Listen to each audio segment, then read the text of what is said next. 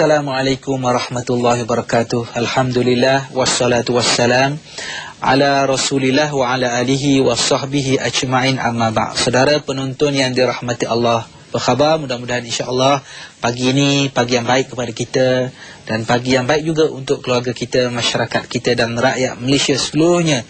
InsyaAllah mudah-mudahan Allah subhanahu wa ta'ala sentiasa memberi taufik dan hidayah kepada kita. Sebenarnya dalam hidup kita ni kita perlu ada motivasi. Motivasi ni penting untuk kita bergerak lebih laju, lebih cepat, dan kita akan menjadi lebih cergas, dan kita buat sesuatu perkara itu dengan lebih teratur. Dan dalam ajaran Islam ini kalau kita lihat banyak perkara, kefarduan-kefarduan yang Allah subhanahu wa ta'ala berikan kepada kita, anugerahkan kepada kita sebenarnya untuk membentuk motivasi kita, supaya kita menjadi manusia yang jaya, supaya kita sentiasa meraih kecemerlangan dalam hidup. Di antara kefarduan yang Allah fardukan kepada kita dan ianya boleh memberi suntikan motivasi kepada kita ialah perintah solat, perintah sembahyang yang Allah subhanahu wa ta'ala berikan kepada kita. Hidup ini kalau cemerlang macam mana, kaya macam mana, berpelajaran macam mana, hebat macam mana, terkenal macam mana, tapi kalau tak sembahyang, kalau tak solat, ianya tak akan memberi apa-apa arti. Justru itu Rasulullah sallallahu alaihi wasallam dalam hal ini pernah menyebut ta'isa abdud dinar, ta'isa abdud dirham, ta'isa abdul khamilah, ta'isa abdul khamisah, ta'isa wantakasa wa idha shika falan tafash, atau kama qala Rasulullah sallallahu alaihi wasallam. Nabi menyebut celakalah orang yang menjadi hamba kepada dinar, kepada duit. Celakalah orang yang menjadi hamba kepada dirham, duit juga. Celaka yang menjadi hamba kepada makanan. Celaka manusia yang menjadi hamba kepada pakaian. Celaka dan binasa jika dia tertusuk duri, semoga tidak bisa dicabut kembali. Maknanya dalam hadis ini Rasulullah sallallahu alaihi wasallam nak memberi suatu ingatan kepada kita, orang yang tak menjadi hamba kepada Allah dengan tunduk, dengan melakukan solat. Di antaranya yang menyebabkan manusia rosak ialah manusia yang menjadi hamba kepada duit. Yang difikirnya motivasi paling besar dalam hidupnya ialah duit, wang, dan wang, sehingga lupa kepada Allah. Sampai masa untuk sujud kepada Allah subhanahu wa ta'ala pun lupa. Dan ada orang yang menjadi hamba kepada makanan. Yang penting dalam hidupnya ialah makan, cita rasa makan, itu ini, hal makan. Lupa pada masa yang sama, lupa untuk sujud kepada Allah. Dan ada orang yang menjadi hamba kepada fashion. Bukan kita tidak boleh berfashion, tapi tahap yang berfashion, yang bercanggah dengan nilai-nilai agama, ataupun juga yang penting ialah cara berpakaian, tapi lupa untuk sujud kepada Allah subhanahu wa ta'ala. Jadi kita lihat di situ, kalau kita nak jadi manusia yang hebat, manusia yang cemerlang, yang diradai oleh Allah. Kalau cemerlang saja tapi tak diradai oleh Allah subhanahu wa ta'ala pun tak ke mana kita. Jadi kita nak menjadi manusia yang benar-benar diradai oleh Allah subhanahu wa ta'ala dengan kita menjaga solat, dengan kita menjaga sembahyang yang difardukan oleh Allah subhanahu wa ta'ala. Dan sembahyang ni merupakan pembenteng yang kuat kepada kita, pembenteng yang cukup kuat kepada kita untuk kita menahan daripada diri kita ni untuk melakukan perbuatan fahsyak dan munkar. Inna salata tanha 'anil fahsya'i wal munkar. Sesungguhnya sembahyang itu mencegah perbuatan fahsyak dan munkar. Selalu orang tanya, tapi dia sembahyang, tapi dia rasuah juga. Dia sembahyang, tapi dia tipu orang. Dia sembahyang, tapi dia tak puasa. Selalu orang ungkap begitu. Apa yang tak kena? Sebab kadang-kadang sembahyang ni dianggap sebagai ibadah biasa. Tidak dilihat bahawa sembahyang ni mampu merubah dirinya. Kerana itu bezanya orang dahulu, sahabat radhiyallahu anhum, salafus salih, mereka sembahyang ni satu saat, satu ketika ketundukan kepada Allah, dan mereka bawa sifat semayang ni, tunduk kepada Allah ni, keluar masjid. Kita kadang-kadang sekadar semayang kemudian tinggal. Dalam semayang ada amanah, dalam sembahyang ada kesetiaan, dalam sembahyang ada zikrullah, dalam sembahyang. Jadi orang yang benar-benar memahami hakikat semayang ni, segala sifat-sifat luhur, segala sifat-sifat baik ni dibawa. Kalau dalam sembahyang dia amanah, maknanya sembahyang dia amanah. Kalau 4 rakaat, dia 4 rakaat. Tak ada orang tipu. Sembahyang mana ada tipu 4 rakaat, dia main 2 dah lah. Tak ada. Sebab dia tak amanah dalam sembahyang. Jadi sifat ini yang perlu digarap dan dibawa keluar. Ini yang disebut oleh Allah Subhanahu Wa Taala, bahawa sembahyang itu boleh mencegah perbuatan yang fahsyat dan yang mungkar.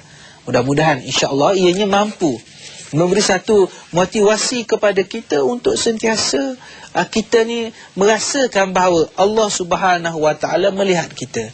Dan orang yang tidak menunaikan sembahyang sebenarnya memang orang ini tidak akan mendapat bimbingan Allah, kasih sayang Allah. Walaupun fashionnya bagus, senyumannya menawan, kerjanya bagus, tapi kalau tak sembahyang, Allah menyebut, wa man ya'shu an dzikri rahman nuqayyid lahu syaitanan fahuwa lahu qarin. Barang siapa yang berpaling daripada pengajaran Rabb, iaitu Tuhan yang Maha Pemurah, ataupun daripada Al-Quran, kami adakan baginya syaitan yang menyesatkan. Maka syaitan itulah yang menjadi teman yang selalu menyertainya. Dan begitu juga waman a'rada an dzikri fa innalahu ma'isyatan dhanka. Siapa yang berpaling daripada memperingati Allah Subhanahu Wa Taala, maka orang ini akan mendapat kehidupan yang sempit-sempit. Walaupun dia rasa senang, walaupun dia rasa selesa, Allah Subhanahu Wa Taala menyatakan orang ni sebenarnya hidup dalam keadaan sempit. Kalau dia ditimpa masalah, dia akan jadi putus asa di tengah-tengah jalan. Sebab itu kita nak jadikan bahawa sembahyang ni satu bentuk motivasi yang kuat kepada kita. Selain kita memahami bahawa sembahyang ini merupakan sebagai suatu kewajipan yang diwajibkan oleh Allah Subhanahu Wa Taala. InsyaAllah saudara, kita berehat seketika, kita jumpa selepas ini.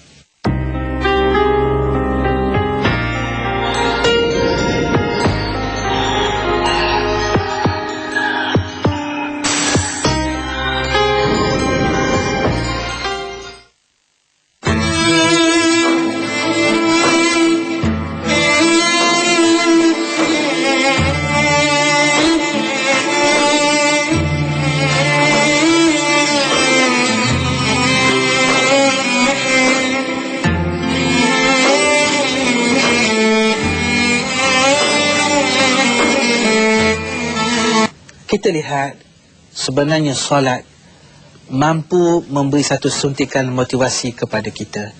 Dan kita perlu ingat bahawa kita perlukan kunci untuk masuk syurga Allah Subhanahu Wa Taala. Kita perlukan kuncinya. Ini sebagai kita buat perbandingan, di mana disebut bahawa miftahul jannah as-salah. Kunci kepada syurga itu ialah dengan solat. Jadi orang yang memegang kunci ini dan menjaga kunci ini sebaik mungkin, insya-Allah dirinya akan terdorong untuk membuat yang terbaik. Kalau kita lihat, saya sebutkan tadi bahawa motivasi yang boleh kita perolehi daripada sembahyang ini cukup banyak. Cuma macam saya sebut, kita kadang-kadang tidak memati. Kadang-kadang sembahyang nak cepat-cepat. Kadang-kadang kita tak faham pun apa yang kita baca. Kadang-kadang kita sembahyang 4 rakaat, tak ingat dah 3 rakaat ke 4 rakaat. Jadi kadang-kadang tumpuan kita hilang. Bila tumpuan hilang, kita ambil mudah, maka sembahyang ni dia tak beri kesan yang hebat kepada kita. Kita lihat zaman dahulu para sahabat, orang selepas mereka kalau nak buat sesuatu, mereka sembahyang.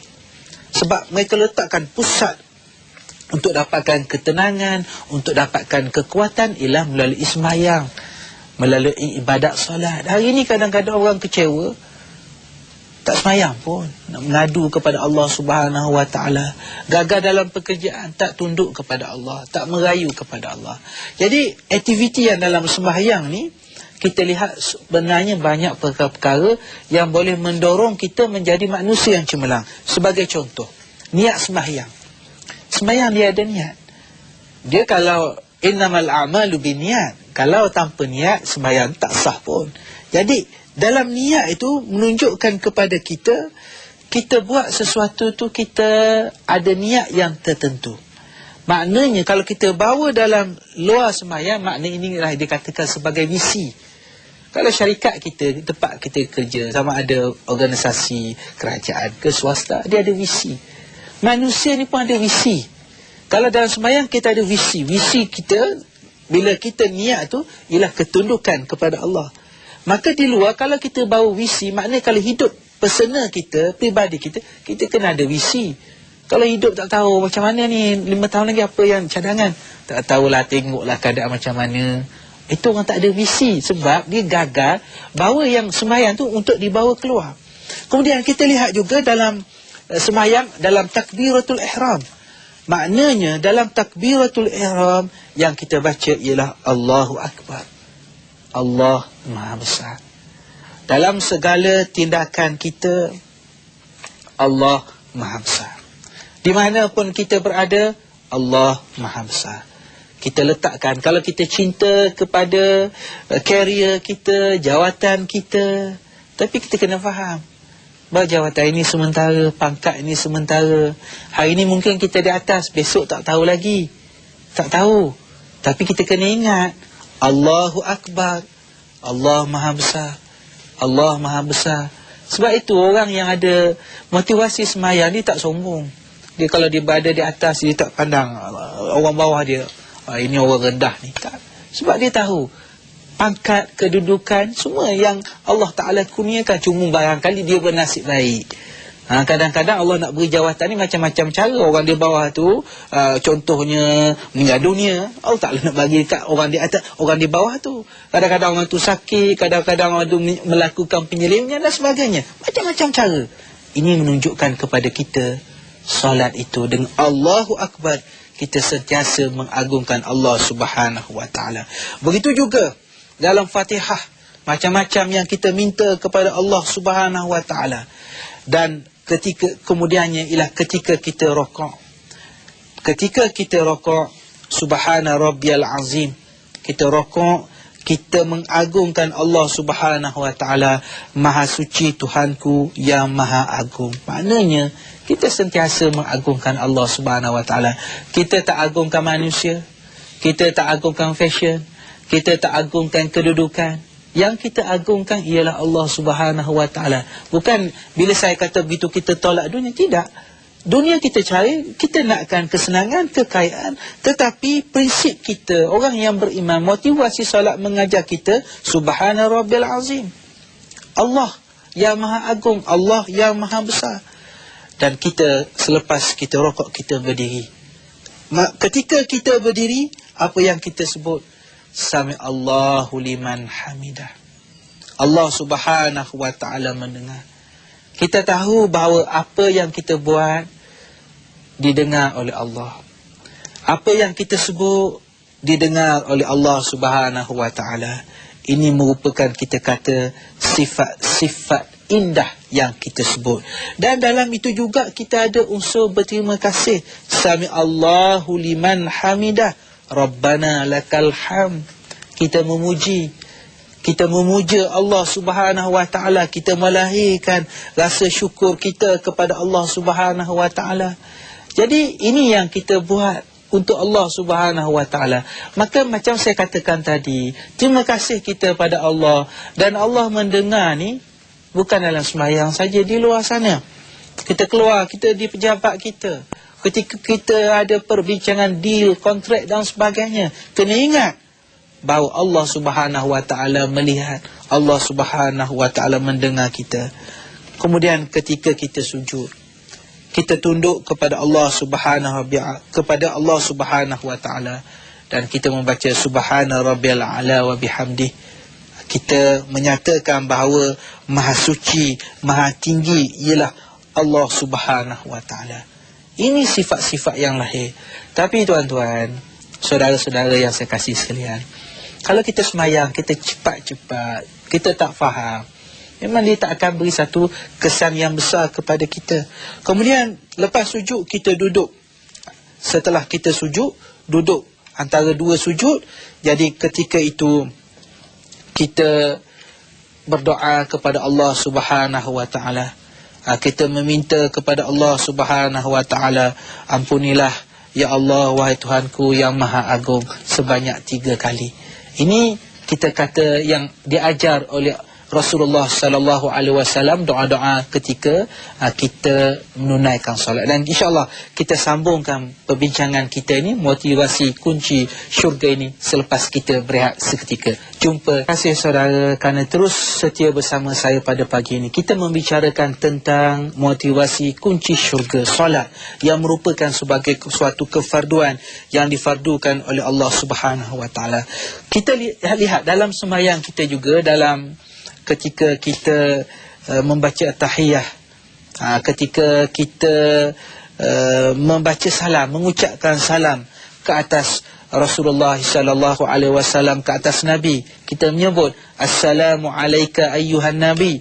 Di situ kita terasa suatu kedamaian, sebab yang kita sebut ialah assalam, Maha damai Allah Subhanahu wa taala.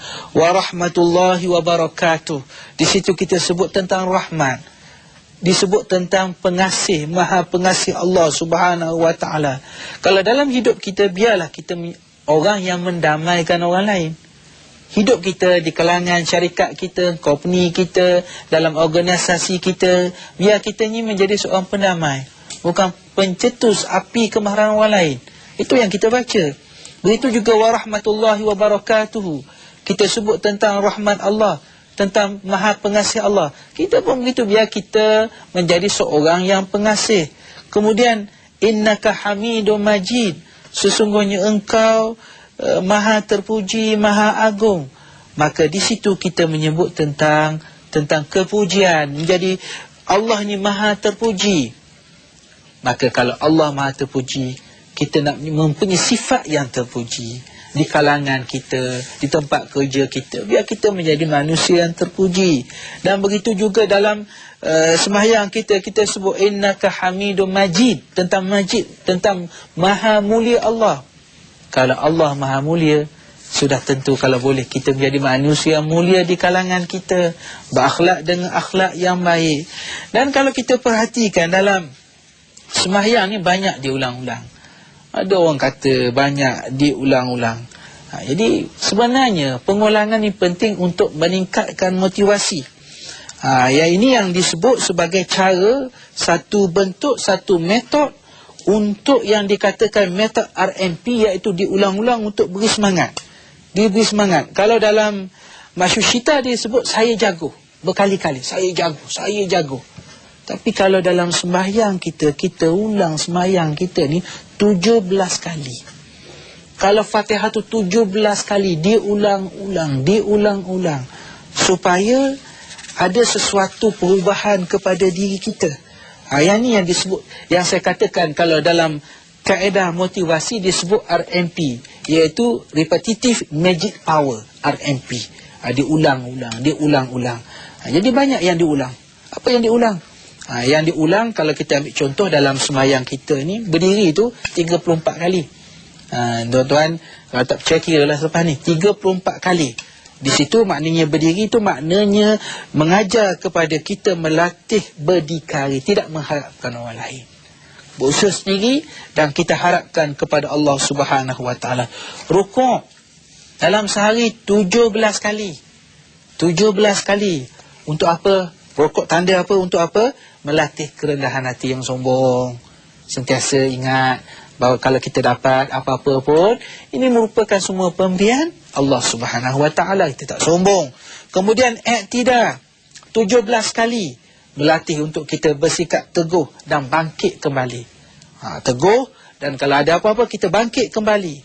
Sujud berapa kali? Dalam sehari 34 kali. Untuk apa?